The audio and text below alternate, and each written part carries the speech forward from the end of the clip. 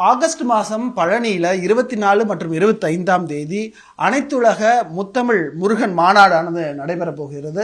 இது குறித்து பேசுவதற்காக மயிலம் ஆதீனம் அவர்கள் நம்மிடையே இருக்கிறாங்க.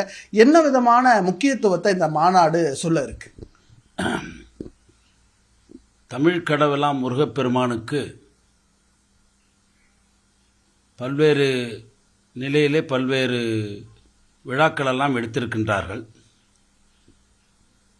நம்முடைய மாண்பு முதல்வர் அவர்கள் தமிழ்க்கடவுளாகிய முருகப்பெருமானுக்கு ஒரு உலக அளவில் முருகனுடைய மாநாடு நடைபெற வேண்டும் என்று சொன்னியின் அடிப்படையில் இன்று அறநிலைத்துறை அலுவலகத்தில் இன்றைக்கு கலந்து பேசக்கூடிய ஒரு கூட்டம் நடைபெற்றது. ஆகஸ்ட் 24, 25 தேதிகளில் வெளிநாடுகளில் இருக்கக்கூடிய தமிழ் புலவர் பெருமக்கள், தமிழ் ஆர்வலர்கள், முருகபக்தி கொண்டவர்கள், அமைச்சர் பெருமக்கள், நம்மளுடைய இந்திய நாட்டில் தமிழ்நாட்டில் முருகன் மீது பல நூல்கள் இருக்கின்றன, அதை பற்றிய அறிஞர் பெருமக்கள் எல்லாம் கலந்து கொள்ளக்கூடிய கருத்தரங்கம், ஆன்மீக பட்டிமன்றம், இப்படி பல்வேறு நிகழ்வுகளால் நடக்க இருக்கின்றது. அது சம்பந்தமாக இன்றைக்கு அறநிலைத்துறையிலே ஒரு கூட்டம் நடைபெற்றது.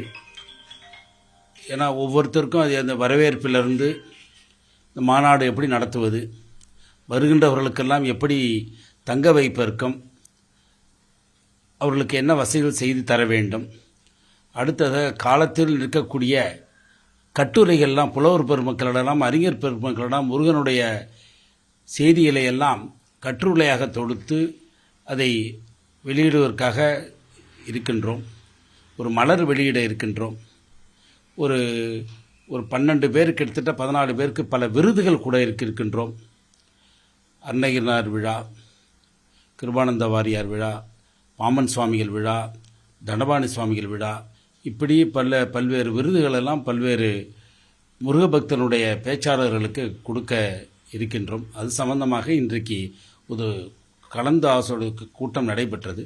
அடுத்த கூட்டத்தில் விரிவாக பேச இருக்கின்றோம். எவ்வளவு முக்கியத்துவம் வாய்ந்த மாநாடா இது பார்க்கப்படுகிறது? உலக அரங்குல, இல்ல முருக பக்தர்களிடையே, இல்ல தமிழ் ஆர்வலர்களிடையே? அதாவது முருகன் என்று சொன்னாலே தமிழ் கடவுள் தான்.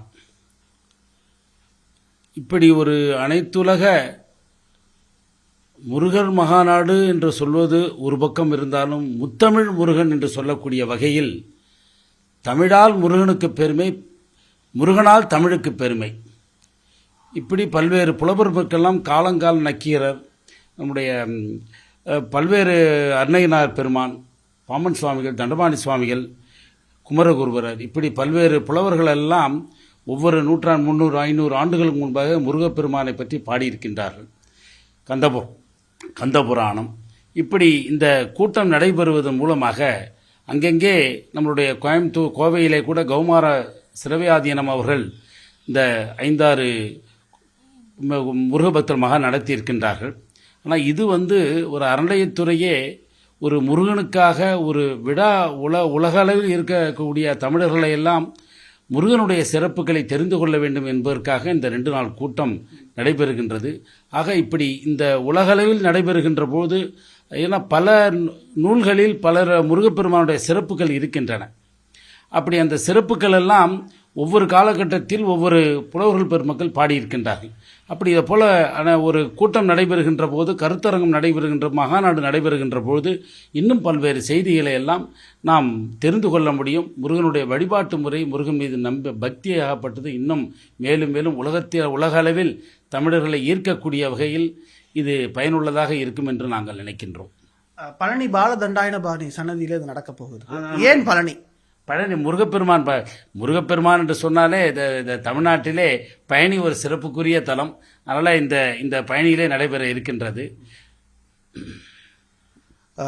இந்த மாநாடுடைய முக்கியத்துவம், அதில் இருக்கக்கூடிய விஷயங்கள், தமிழ் ஆர்வலர்களினுடைய தொகுப்புகள், முருகப்பெருமானுடைய வரலாறுகள், அது அவரை பற்றிய கூற்றுக்கள், கட்டுரைகள் ஆகியவை மொத்தமாக சேர்த்து இந்த 24-25 ஆகஸ்ட் மாதம் பல்வேறு நாடுகளில் இருந்து இந்த தமிழ் ஆர்வலர்கள் வந்து அவர்களுடைய இதை கொடுக்க போறாங்க, சமர்ப்பிக்க போறாங்க. அதன் பின்னராக விருது வழங்கும் விழாவும் இருப்பதாக சொல்லப்பட்டிருக்கிறது. இதற்கான முன்னேற்பாடுகள் தோராயமாக ஆரம்பிக்கப்பட்டிருக்கின்றன. படிப்படியாக அடுத்த கட்டமாக என்ன செய்யலாம், எப்படி எல்லாம் திட்டமிடல் என்றதுக்கான ஆய்வுக் கூட்டமெல்லாம் நடைபெறப் போகிறது. மிக முக்கியமான ஒரு மாநாடாக இந்த மாநாடு தமிழகத்தில் பார்க்கப்பட இருக்கிறது. ஒளிப்பதிவாளர் நிர்மலுடன் நியூஸ் 18க்காக சுபாஷ் பிரபு.